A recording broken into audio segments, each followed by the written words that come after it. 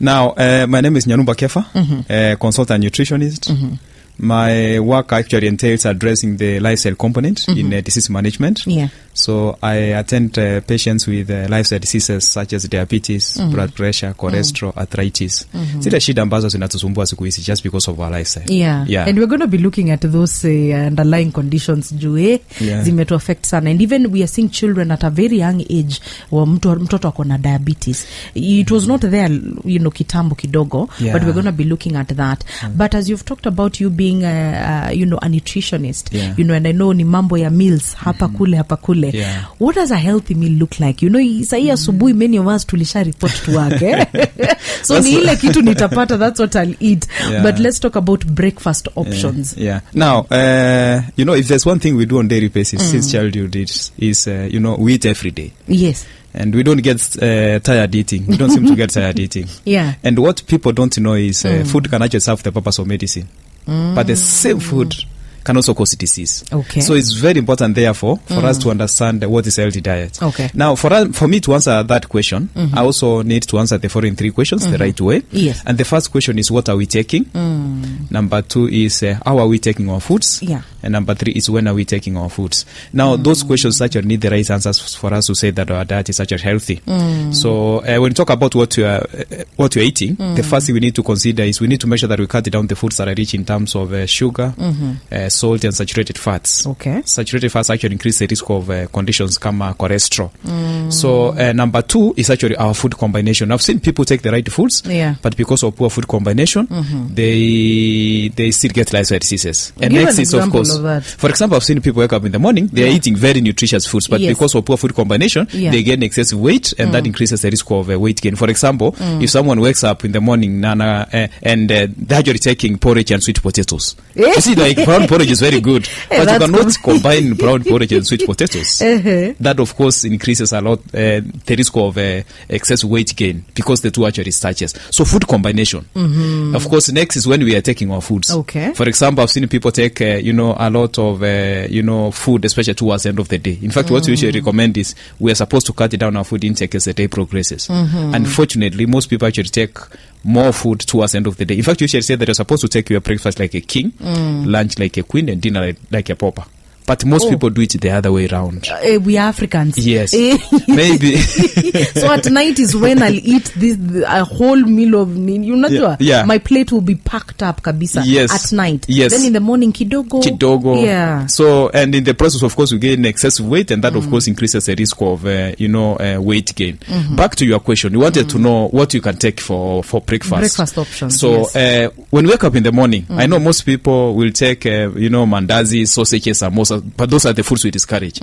We recommend that you take foods such as sweet potatoes, traditional foods. They're actually very good. The arrowroots, they're actually very good. You can take your sweet potatoes and a cup of tea. You can take a boiled egg. I've seen people take fried eggs. But what we discourage is, fried foods, because they contain a lot of calories. Okay. So you would actually take your cup of tea, sweet potato, arrowroot, a boiled egg.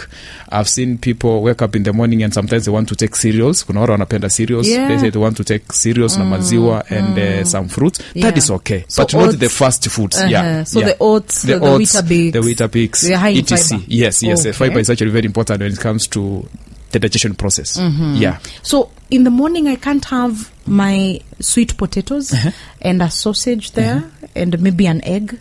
That's not the right combination? That's not the right combination because the moment you are taking a boiled egg or sweet potato, you need to know that the two are actually proteins. Like, you're not supposed to combine two proteins. Okay. Yeah, so sweet potato, at the moment you take a boiled egg and a sausage, hizo zote zinaitwa proteins, and therefore what you're supposed to do is you're supposed to take one, but of course you're also discouraging the sausages because they are called sausage is actually processed. It's actually classified under processed products. Okay. And I remember, some years ago the there was an article from WHO. They actually say that if you take a lot of processed meats, like sausages, the risk of getting conditions such as colon cancers usually increase, and that is why for some of us who take some of these foods, in fact, we recommend that we cut down the number of days we take some of these products because they're actually processed. They have a lot of chemicals that actually increase the risk of lifestyle diseases. So it's not that bad. Nivile, we have to cut it down. Yes, the danger is that people take these products on daily basis. You see now, Mr. Kepha, if I go to a supermarket right now, nikiingia Naivas, niingia Quickmart sahi, the breakfast options that they are giving me is a combination of what we are talking about. You'll have sweet potatoes, or you'll have arrowroots, you'll have one sausage or one smoky, then you'll have an egg. It's a combination of all that. So I'm wondering, is it that we're ignorant? Is it that we are willing to do all these combinations, yet it's the same thing we're eating? Because the Bible says that people don't die because of disease, people die because of lack of knowledge. And I think what we need to do as professionals is actually to sensitize people on, especially when it comes to food combination. That is where we are seeing people getting conditions such as digestive disorders, like acidity. Nowadays, when you talk about acidity, people can be able to relate to what you are talking about. We are seeing a number of people getting conditions like arthritis, kuna hizi zingine tunaita, IBS, irritable bowel syndrome, etc. And one of the reasons as to why we're actually getting those conditions because of our food combination. All right. So if you're also going for the option of cereals, it's also good. You can also take cereals as part of your breakfast. We've also seen people who prefer waking up in the morning and they just take food in the morning, like what our grandparents used to do. That's also recommended. Food ya jana ninakula leo. If you're okay with it, it's okay. Hakuna shida. You can also wake up in the morning and cook. The challenge is time. People don't have time. We don't have that time. But there are people also who don't take breakfast. Kuna mtu atasema, me don't take breakfast, but at least I start eating from around 12 or at 1 p.m. Maybe it's actually common among people who usually go for some of the funny programs like intermittent fasting because of weight loss. Or some people are not just able to take breakfast in the morning.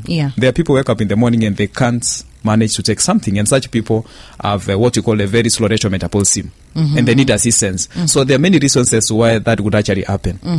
Is that healthy? Is it something that can be We don't recommend that. In fact, one of the things we usually advise people to do is to measure that they don't just take breakfast, but take a heavy breakfast. So meaning, yes, you need to take a heavy breakfast. Meaning, if you are not taking anything for breakfast, it means you're not actually doing the right thing. So you need to measure that you are taking heavy breakfast, because your body is like a car. You can imagine driving the car without fuel.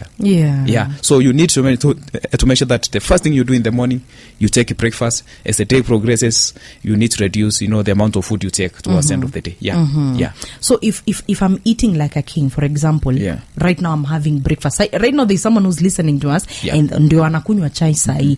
So if I want to take it like a king, that plate, do I check the portions of the sweet potatoes? It's sweet potatoes nitaweka nyingi? Now, do we check the portions? The most important thing is, first and foremost, you need to measure that you are making the right choices in terms of your foods, meaning you cut down the processed foods. Number two, the combination is okay. And then once that is okay, of course, you are supposed to make sure that you don't take less because maybe you want to lose weight and all that. Kula tu shibe.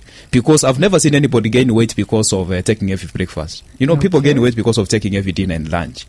I've never, for the many years I've practiced, I've never seen people, gain weight because of taking heavy breakfast. The mistakes we make, of course, include making the wrong food choices and sometimes the combination. So after breakfast, there are people who normally prefer snacks. There are people who will begin to maybe snack on a fruit, snack on groundnuts, snack on anything. You can actually snack. But of course, when you talk about snacks, we also want people to go for healthy snacks. For example, we have the fruits. In fact, the fruits are very good because they contain what you call the micronutrients. They also contain very important compounds we call antioxidants. Antioxidants assist in terms of getting rid of what you call the free radicals. Usually when we are stressed, our body produces free radicals. During the digestion process, our body produces this compound, so the body needs to get rid of them, and what assists the body to do that is actually the antioxidants. So fruits are very important. You can also take peanuts as part of the snacks. Peanuts are also very good as part of our snacks. You can take a cup of tea, but what I would discourage is taking your cup of tea and bread or sweet potato again, because this is a snack. A snack is something small that you're supposed to take in between your meals.